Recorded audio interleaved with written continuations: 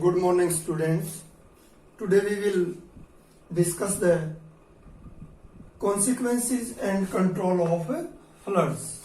बेटा फ्लड्स के क्या रिजल्ट होते हैं, क्या इफेक्ट होते हैं और उसको हम कैसे कंट्रोल कर सकते हैं, अब हम इसके बारे में डिस्कस करते हैं. Dear students, as you know our country faces floods every year. Damage caused by floods every year, and this disaster caused heavy damage to the economy of our country and the life of many living beings like human beings, animals are have to face very difficulties and they are damaged considerably. Okay, the areas of our country which are affected by floods, areas of India affected by floods, we have discussed about these areas, but I want to recapitulate these once again. Assam, West Bengal, Bihar and Eastern Uttar Pradesh are the areas which are affected by floods which is caused by rivers, which is caused by rivers every year. बेटा जो river की flooding के कारण ये area हर साल flood से affected होते हैं. जैसे अब भी देख रहे हैं बेटा, अभी न्यूज आई है नेपाल में भारी बारिश के कारण बिहार में जो नदियां हैं वो बहुत मतलब उनमें जो वाटर का लेवल है वो बहुत हाई हो गया है. वो जो डेंजर मार्क है उससे भी ऊपर जा चुका है. तो ऐसे में हर साल ये फ्लड क्रिएट करती हैं रिवर्स इन एरियाज में. Coastal areas like Odisha, Andhra Pradesh, Tamil Nadu, Gujarat और West Bengal also, these areas are affected by tropical cyclones in our country. बेटा हर साल तकरीबन जून के महीने में, मई जून में, अक्टूबर नवंबर में जो ट्रॉपिकल साइक्लोन हिट करते हैं यहाँ पर इन स्टेट्स की कोस्ट पर, वो वहां पर बहुत ज्यादा डैमेज करते हैं. ये वायलेंट स्टॉर्म होते हैं और इनके कारण जो सर्ज आता है, सर्ज स्टॉर्म सर्ज कह सकते हैं भाई, स्टॉर्म सर्ज जो क्रिएट होता है वो बहुत ही डिस्ट्रक्शन क्रिएट करता है कोस्टल एरियाज में. और पंजाब, राजस्थान, नॉर्दर्न गुजरात एंड हरियाणा, ये जो स्टेट्स है बेटा, इनमें जो फ्लैश फ्लड क्रिएट होती है उससे नुकसान होता है. ये जरूरी नहीं हर साल हो, लेकिन ये अचानक flash flood means flood which is created suddenly. जो अचानक फ्लड आ जाती है, कोई रीजन हो जाता है बेटा, जैसे ब्लॉकिंग ऑफ ड्रेनेज सिस्टम, ये भी हो सकता है. और कुछ जो कारण हो सकता है भाई, जैसे हमने डिस्कस कर चुके हैं, वो कारण वो हो सकते हैं भाई, जो वाटर पेनिट्रेशन की जो कैपेसिटी है अर्थ के अंदर वो कम हो जाती है सेडिमेंट्स के जमा होने के कारण या लैंड के डिग्रेडेशन के कारण. तो ऐसे में फ्लैश फ्लड के कारण इन स्टेट्स में वो फ्लड क्रिएट होती है और डिस्ट्रक्शन यहाँ पर इन स्टेट्स को भी फेस करना पड़ता है. और जो डैमेज क्रिएट करती हैं फ्लड, वो क्रॉप्स को तो होता ही है. जो क्रॉप्स होती हैं उस टाइम पे वो तो डिस्ट्रॉय हो जाती हैं बेटा फ्लड्स के कारण. लेकिन इसके अलावा in addition to the failure of crops, the destruction और damage to crops by floods, floods also damage to infrastructures of our country such as roads, rails, bridges and human settlements. बेटा infrastructure है जो हमारे देश का, roads को, rails को और ब्रिजेस को, वुमेन सेटलमेंट को भी बहुत ज्यादा नुकसान पहुंचता है। और इसके अलावा बेटा जो एनिमल्स हैं वो भी बहुत ज्यादा इससे इनका नुकसान होता है, मारे जाते हैं। और जो हम ये कह सकते हैं बेटा कि एनिमल्स के अलावा इनमें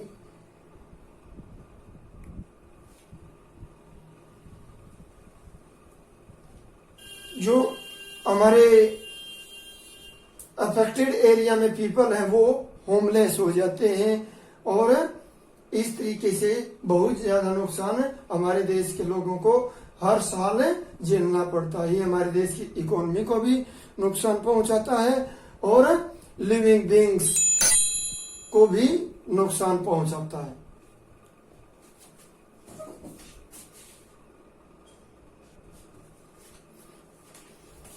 बेटा फ्लड्स के कारण और डैमेज तो होता ही है, डायरेक्ट डैमेज तो होता ही है, उसके अलावा उससे फिर वहां पर फ्लडिंग एरिया में डिजीज क्रिएट हो जाती है, वाटर बोर्न डिजीज क्रिएट हो जाती है, जैसे cholera, gastroenteritis, hepatitis and other water borne disease. बेटा कोलेरा, गैस्ट्रो, ये पेट की बीमारी, हेपेटाइटिस हो जाता है बेटा। इस तरीके से बहुत सारी बीमारियां लोगों में क्रिएट हो जाती हैं। पानी जो स्टेगनेंट वाटर है, जो पानी खड़ा रहता है, तो उसमें उसके कारण वो उसकी जो क्वालिटी है वो खराब हो जाती है और उसके कारण बहुत सारे इंसेक्ट्स उसमें जर्मिनेट करते पैदा होते हैं और उनके कारण बीमारियां पैदा होती हैं। और फिर जो अब हम बात करते हैं फ्लड्स की। अभी तो हमने उसके जो डैमेज नेगेटिव इफेक्ट है उनके बारे में बात की, अभी हम कुछ जो पॉजिटिव इफेक्ट होते हैं फ्लड्स के वो भी हम डिस्कस करते हैं।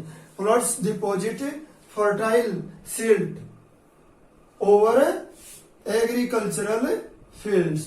बेटा जो फ्लड होती हैं अपने साथ है, जैसे हम पहले भी डिस्कस कर चुके हैं, बहुत सारा सैंड, फाइन ग्रेन्स, सिल्ट लेके आती हैं और जहां पर वो फ्लड क्रिएट करती हैं, flood prone area, flood plains में उनको जमा करती हैं।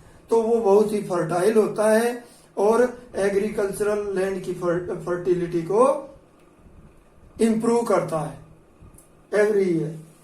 तो वो एग्रीकल्चरल पर्पज से देखे तो ये ठीक है बेटा, कुछ उसकी फर्टिलिटी के लिहाज से देखे तो।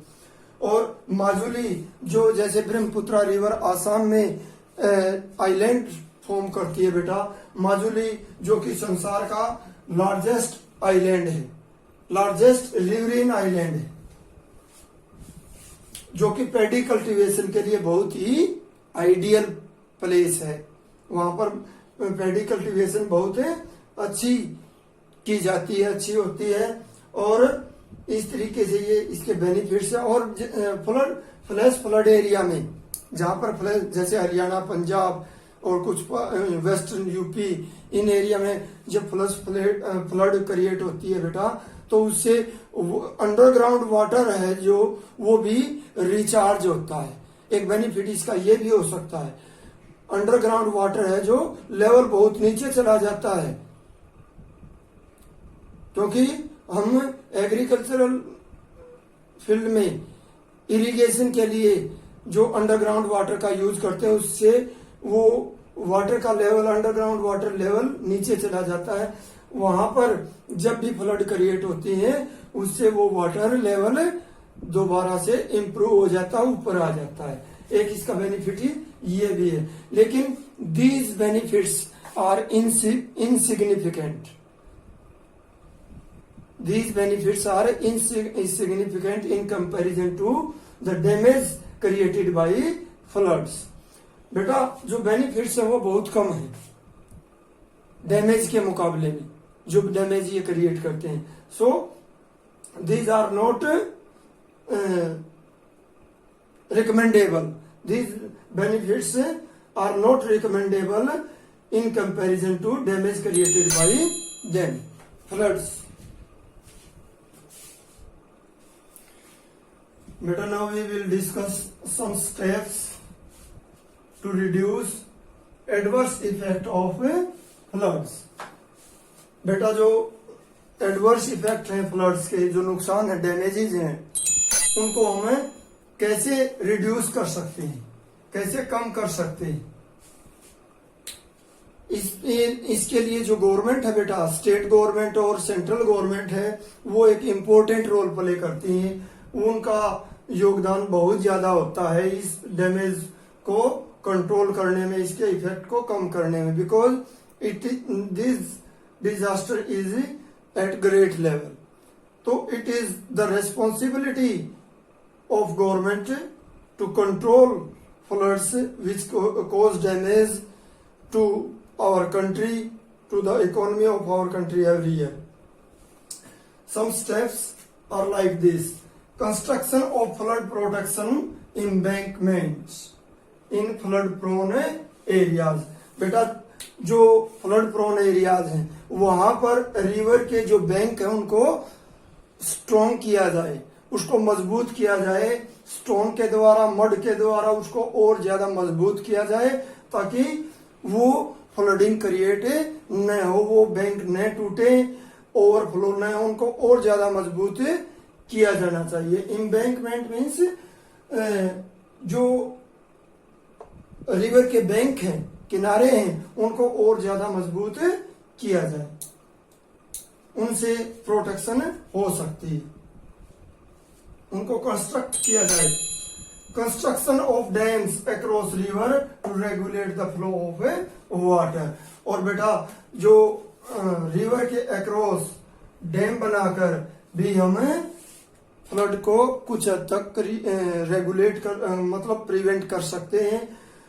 और इससे क्या होता है, डैम से हम पानी को रेगुलेट करते हैं, उसके फ्लो को जितना चाहिए उतना छोड़ते हैं। ज्यादा बारिश हुई है तो जरूरी नहीं ये हम सारा पानी डैम से नहीं छोड़ा जाता है, उसको बहुत ही जो ये कह सकते हैं कि जो सही उसकी क्वांटिटी होती है वही छोड़ी जाती है, और इससे फ्लड को कंट्रोल किया जा सकता है। Afforestation and discouraging major construction activities in upper ridges of flood creating river. और बेटा जो रिवर फ्लड क्रिएट करती हैं उनके अपर रीचेज में मतलब अपर पार्ट में, जहां हिली एरिया में, वहां पर जो कंस्ट्रक्शन एक्टिविटीज हैं, जैसे माइनिंग एक्टिविटीज हैं, पत्थर तोड़ने, स्टोन्स वगैरह तोड़ने की जो एक्टिविटीज हैं, उनको डिस्करेज किया जाना चाहिए, उनको रोकना चाहिए। उनसे सेडिमेंटेशन ज्यादा होता है, जो पानी में सेडिमेंट्स बहुत ज्यादा आते हैं और फिर वो रिवर के बेड में जमा हो जाते हैं और रिवर का लेवल ऊपर उठ जाता है और फ्लड क्रिएट होती है। तो इस तरीके से भी हम इसको फ्लड को रिड्यूस कर सकते हैं हम। और एफॉरेस्टेशन, पेड़ लगाकर हम फ्लड को क्रिएट कर सकते हैं। जो ट्रीज हैं वो वाटर के फ्लो को प्रिवेंट करते हैं, उसको रोकते हैं बेटा, फ्लो को स्लो करते हैं, उसको फ्लो को रोकते हैं, और मिट्टी का जो इरोजन है उसको भी प्रिवेंट करते हैं ट्रीज। इस तरीके से जो एफॉरेस्टेशन है वो भी एक स्टेप है in reducing the possibility of floods. Okay,